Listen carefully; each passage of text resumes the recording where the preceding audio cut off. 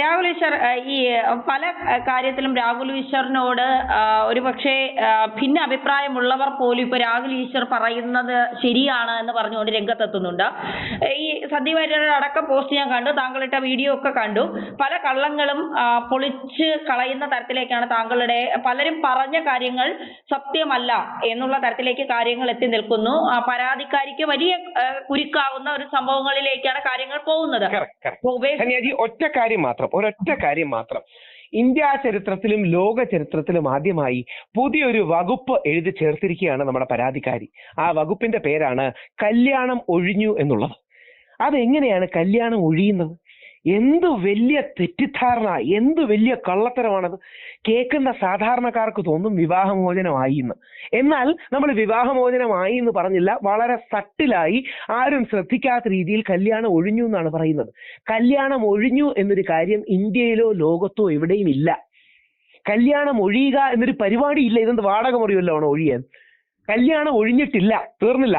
4 ദിവസമാണ് ഈ പെൺകുട്ടി കല്യാണത്തിൽ ഉണ്ടായിരുന്നതെന്നാണ് മനോരമ അടക്കം. മനോരമ എന്ന് പറഞ്ഞാൽ ഏറ്റവും വലിയ മാധ്യമമാണ് കേരളത്തിലെ, പ്രത്യേകിച്ച് കോൺഗ്രസിനോട് ഇത് പ്രത്യേകിച്ച് എതിർപ്പൊന്നുമില്ലാത്ത മാധ്യമമാണ്.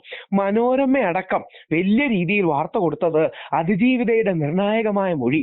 4 ദിവസം മാത്രമാണ് കല്യാണം, 1 മാസത്തിനുള്ളിൽ കല്യാണം ഒഴിഞ്ഞു എന്നുള്ളതാണ്. ധന്യാജി, വ്യക്തിപരമായി രാഹുൽ ഈശ്വർ പറയാം, ഞാൻ താങ്കൾക്ക് വാട്സപ്പിൽ അയച്ചു തരാം. 4 ദിവസം മാത്രമല്ല കല്യാണമെന്നും അതിനുശേഷം ഉണ്ടെന്നും സന്ദീപ് വാര്യരെ പോലെ ഉത്തരവാദിത്തമുള്ള കോൺഗ്രസിന്റെ ഒരു വക്താവ് പറഞ്ഞത് മാത്രമല്ല, എന്റെ ഫോട്ടോഗ്രാഫിക് എവിഡൻസ് ഉണ്ട്, ഞാൻ താങ്കൾക്ക് അയച്ചു തരാം. ജനുവരി 8-ന് ഈ പെൺകുട്ടിയും പയ്യനും വളരെ സൗഹൃദത്തോടും സ്നേഹത്തോടും നിൽക്കുന്ന ഫോട്ടോകൾ അടക്കം മാസങ്ങൾക്ക് ശേഷം, എനിക്ക് 4 ദിവസത്തിന് ശേഷമുള്ള കുറെ ഫോട്ടോകളും ഉണ്ട്. പക്ഷെ അത് അയച്ചു തന്നിട്ട് കാര്യമില്ല, ഒരാഴ്ച മുമ്പ് എടുത്താണെന്ന് വേണമെങ്കിൽ പറയാലോ. എന്തായാലും ജനുവരി 8-ന്റെ ഫോട്ടോയും സ്കൂൾ കലോത്സവത്തിന് പോകുന്ന ഫോട്ടോയും ഒന്നും ഈ പെൺകുട്ടി കല്യാണം കഴിച്ച ഓഗസ്റ്റ് 22 മുതൽ 26-നുള്ളിൽ എടുക്കാൻ കഴിയില്ലല്ലോ. അപ്പൊ 4 ദിവസമാണെന്ന് പറഞ്ഞ പച്ചക്കള്ളം പൊളിഞ്ഞു വീണിരിക്കുകയാണ്. ഇനി കേൾക്കുന്ന പ്രേക്ഷകർക്ക് വേണ്ടിയാണ് ഞാൻ ധന്യാജിക്ക് ഇപ്പം തന്നെ, അതായത് പിന്നെയല്ല കേട്ടോ, ഈ ആൾക്കാർക്ക് ബാക്കിയുള്ള ഒരു കള്ളം പറയുന്നത് ഒന്ന് ഹോൾഡ് ചെയ്യണേ, വേറെ ഒന്നും കൊണ്ടല്ല, ഞാൻ അപ്പുറത്തുനിന്ന് ഫോൺ എടുക്കുകയാണ്. ഇപ്പോ തന്നെ ധന്യാജിക്ക് അവർ നിൽക്കുന്ന ഈ ഫോട്ടോ നോക്കാൻ നമ്മൾ കൊടുക്കരുത്. അത് വേറൊന്നും കൊണ്ടല്ല, അത് വേറെ ആരെയും പേടിച്ചിട്ടല്ല, നമ്മുടെ നിയമത്തോടുള്ള ബഹുമാനവും നിയമത്തോടുള്ള ആദരവും കൊണ്ട് മാത്രമാണ്. ഈ കേൾക്കുന്ന പ്രേക്ഷകർ മനസ്സിലാക്കേണ്ടത്, ഈ നിമിഷം വളരെ ഉത്തരവാദിത്വത്തോടെ കേരളത്തിലെ ഏറ്റവും പ്രമുഖ മാധ്യമങ്ങളിൽ ഒന്നായ നമ്മുടെ ABC മലയാളത്തിന് അതിലെ പ്രമുഖ ആങ്കറായ ധന്യാജിക്ക് ഞാൻ ഇപ്പോ ജനുവരി 8, അതായത് ഇവരുടെ കല്യാണത്തിന് ശേഷം മാസങ്ങൾക്ക് ശേഷം ജനുവരി 8-നുള്ള ഫോട്ടോ ഞാൻ ധന്യാജിക്ക് അയച്ചു തരികയാണ്. ഒരു സെക്കൻഡ്, ഇത് അയച്ചിട്ടുണ്ട്.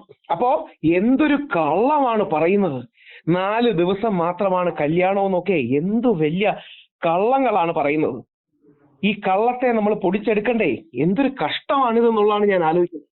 ഞാൻ ഒരു അഡ്വക്കേറ്റ് കൂടിയാണ് പിന്നെ രാഹുൽ ഈശ്വർ, അതുകൊണ്ട് ചോദിക്കുകയാണ്. ഒരുപാട് ജാമ്യമില്ലാ വകുപ്പുകൾ അടക്കം ചുമത്തിയിട്ടുണ്ട്. ഏകദേശം 10 വർഷം വരെ തടവ് കിട്ടാവുന്ന വകുപ്പൊക്കെ എന്നാണ് ഞാൻ കേൾക്കുന്നത്. അപ്പൊ അത്തരത്തിൽ ഒരുപാട് വകുപ്പുകളൊക്കെ ചുമത്തിയിട്ടുണ്ട്. ഇതൊക്കെ ഏതുവരെ നിലനിൽക്കാൻ സാധ്യതയുണ്ട്? ഇതൊന്നും നിലനിൽക്കില്ല. അതായത് ബേസിക്കലി കുട്ടി മാരീഡ് ആയതുകൊണ്ട് വിവാഹ വാഗ്ദാനം നൽകി പീഡിപ്പിച്ചു എന്നൊരു കാര്യം തന്നെ ഒരു കാരണവശാലും നിലനിൽക്കില്ല. 1.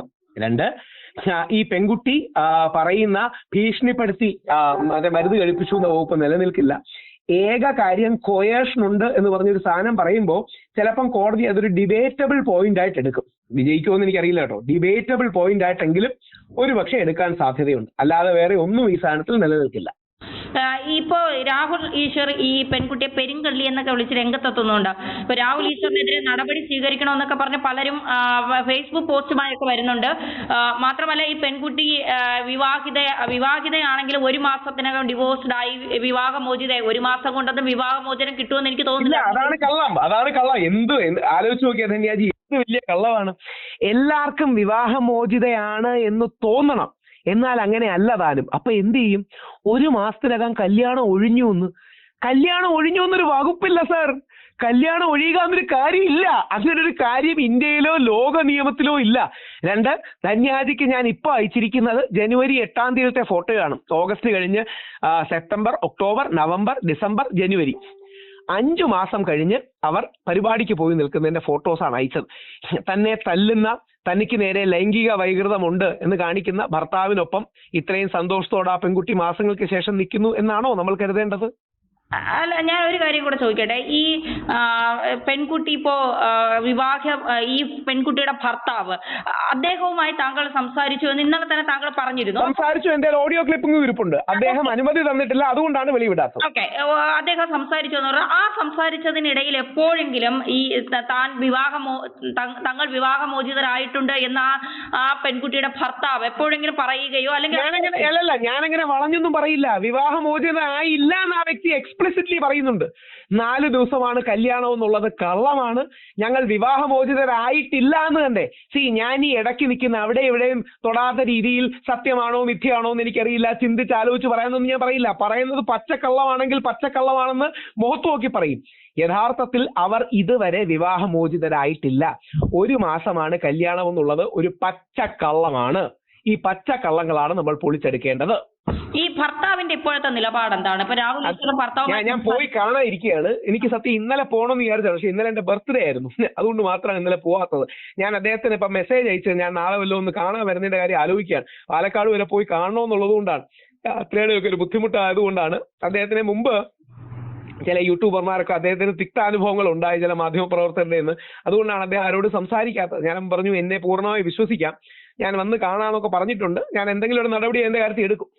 അപ്പൊ ഞാനൊരു കാര്യം ചോദിക്കട്ടെ, ഈ പുരുഷനും അതുപോലെ ഇരയാണ്. അതായത് ഈ സ്ത്രീയുടെ, ഈ പരാതിക്കാരിയുടെ ഭർത്താവ് എന്ന് പറയുന്ന പുരുഷന്, കാരണം അദ്ദേഹം ഇപ്പൊ മാധ്യമങ്ങളുടെ മുന്നിൽ വളരെ അപഹാസ്യനായി പൊക്കോണ്ടിരിക്കുകയാണ്. കാരണം ഒരു ഭർത്താവുള്ള ഒരു സ്ത്രീയാണോ ഇങ്ങനെ എന്നൊക്കെ ചോദിച്ചു. അപ്പൊ അവൻ എന്ത് നോക്കിക്കൊണ്ടാണ് ഇരുന്നത്, അവൻ എന്ത് കോപ്പാണ്, അവൻ എന്ത് മണ്ടനാണ് ചോദിച്ചുകൊണ്ട് പല കമന്റുകളും നമ്മുടെ തന്നെ ഇന്നലെ. ആ പാവപ്പെട്ട ചെറുപ്പക്കാരനാണ് യഥാർത്ഥത്തിൽ ഇര. രാഹുൽ മാങ്കൂട്ടത്തിലിനെക്കാട്ടി വലിയ ഇര ആ പാവപ്പെട്ട ചെറുപ്പക്കാരനാണ്.